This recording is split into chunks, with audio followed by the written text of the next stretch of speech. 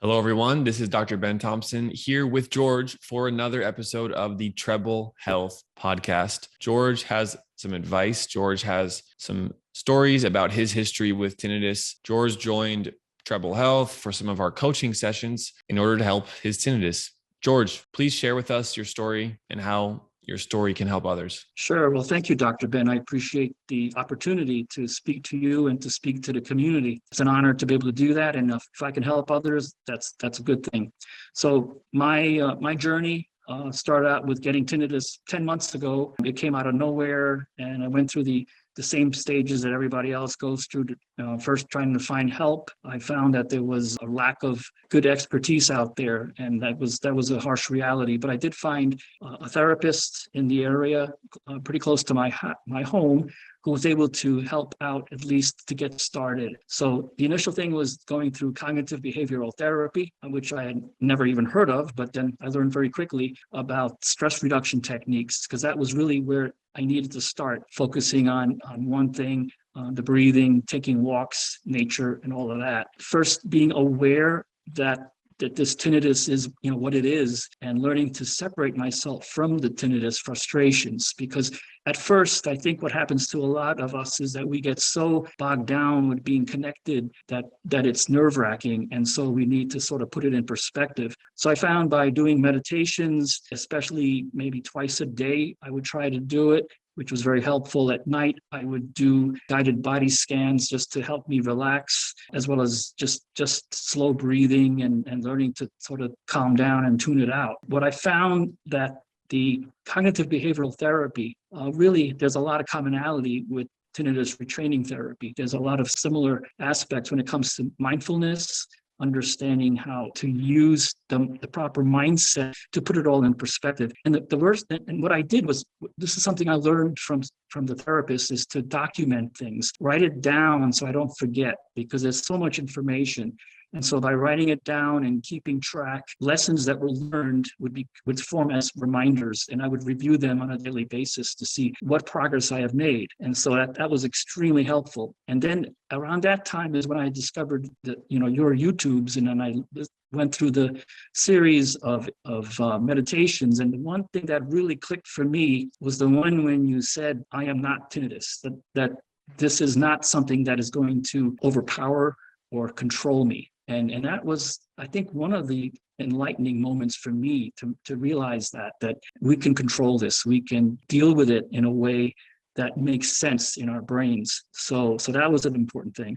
Eliminating the negative associations, the anxiety, the uncertainty, the worry, all of those kind of things, and striving for the notion that this tinnitus, I call it the T word, when I wrote down my insights, and I was just write out T, that it would be a way to be neutralized so it doesn't control who I am. Releasing the negative thoughts, switching to positive thoughts. I remember certain days I'd be at the office during the first few months, and I would feel overwhelmed by the sound. So I would just go outside, take a walk. I have a little pond next to my office, and in about 5 minutes, I could learn to calm down and be able to go back to work. Also, taking the time to relax each day, embracing what I call the essence of being. Essence of being, meaning that we know who we are, and we engage with that notion of just feeling gratitude of who we are and what we are here on this planet for. So that was always very helpful as well. Not to put too much pressure on ourselves, because I think when we have the tinnitus, we say, how long is this going to take to habituate? And the concern is that it's going to take a long time, and that could be somewhat debilitating. So the notion that we must give it a chance. Successes happen over time as an ongoing habituation process. And once I got that through my head, it was easier to deal with.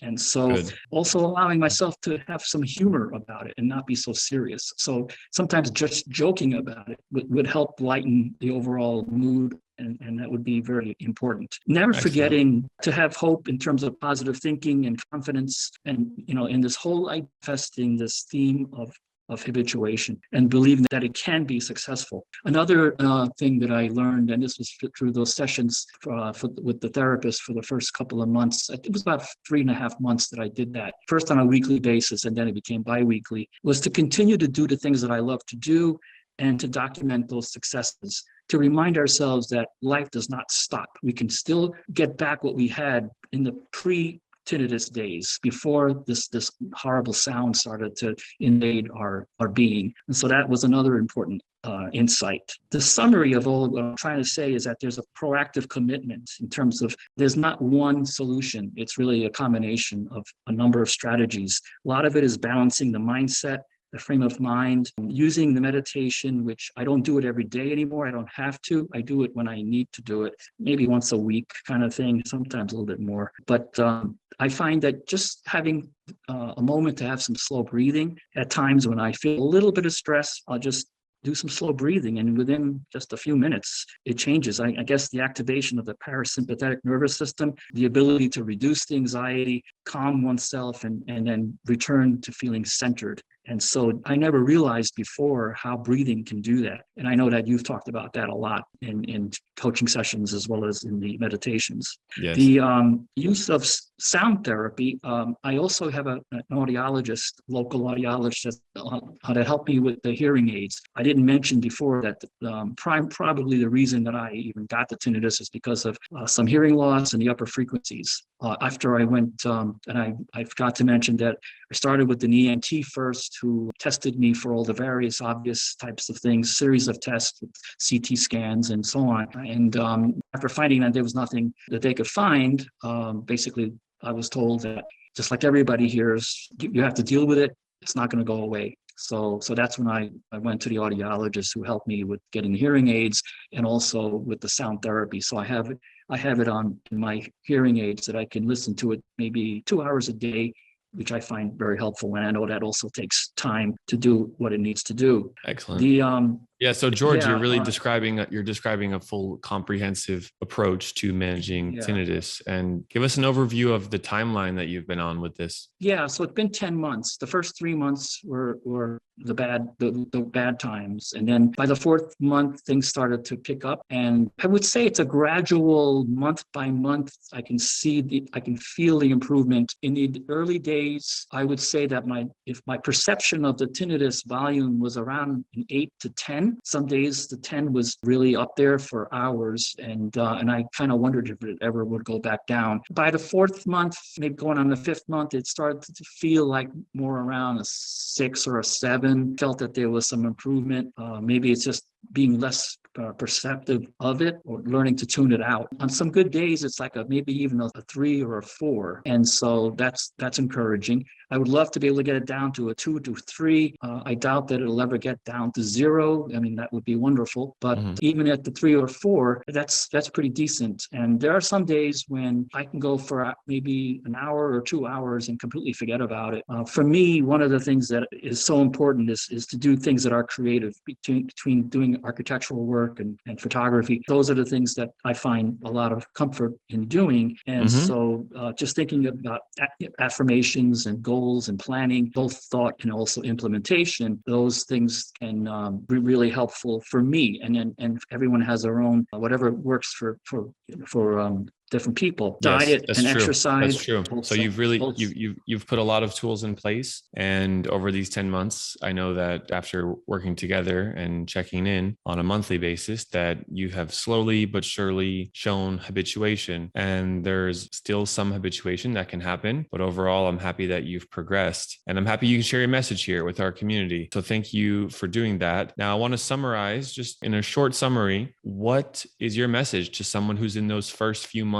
of bothersome tinnitus? And then we'll end today's podcast episode. Take it away, George. Sure. Basically, not to give up hope. And most importantly, find help in the beginning. If you spend time getting on the internet and reading up on what tinnitus is about, it'll just drive you nuts and drive you crazy. So it's important to find the expertise, as difficult as it may be. I think you provide that service as a telehealth process, which I think works very well. I wish I had found your service in the first 3 months.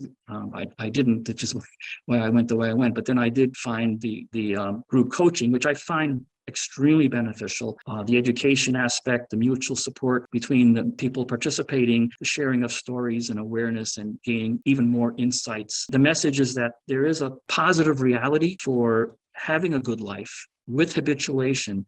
And it is a doable thing, and not to give up hope, not to go down that negative spiral of despair, which is not what you want. You want to really live a good, full life. And so there is hope. Excellent. George, thank you for sharing your time and your courage. And my name is Dr. Ben Thompson, audiologist and founder of Treble Health. I've been working with George. I still think there's room for improvement over time, as habituation can be a long process. And I'm happy where you are today. Thank you, George, and thank you for sharing your time. Thanks, Dr. Ben. Appreciate it. All right. Thank you, everyone watching, and we'll see you on the next podcast episode. Bye-bye.